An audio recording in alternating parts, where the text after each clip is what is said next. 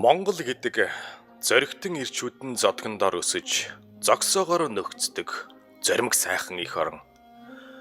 Монгол гэдэг сарангой сайлчин огтон салхинд борлсон сайхан их орон. Монгол гэдэг тэнгэрэн цэлмэг тэгш талан цэлгэр тэн цуугчтан цэмцгэр твдэлхийд хосгүй сайхан их орон.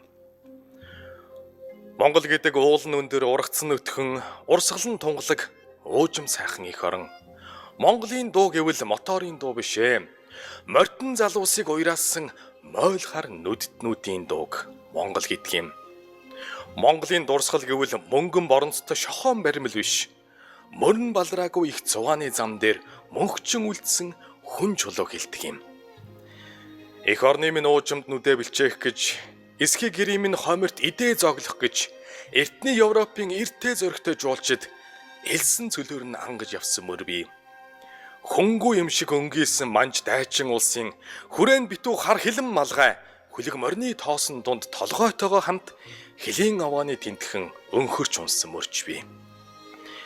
Эн чин эзэнтэй, эзэн нь эртээ чадалтай, эртнээсээ эцэгтэй өвөгтэй, хадан дээрээ бичихтэй, хадган дээрээ ерөөлтэй, хаанч Монгол гэдэг нэртэй ханагар их орн шүү.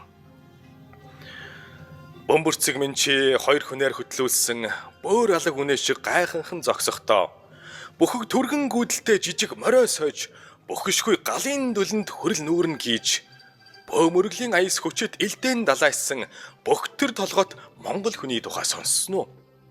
Ахуу баян байгальдаа эзэн хүн шиг сэлүүцэж агаар усны тунгалагта эрүүл чирэг өсцөхөж алтан талыг алдалсан урдын дугаан зохиож аюул тэмцлийг далдалсан урдын түүхээ бүтээж аранзал улаан галын шаширлаж байгаа дүл шиг асан дүрлэлсэн сэтгэлтэй нүүдэл чомгийг дуулсан уу?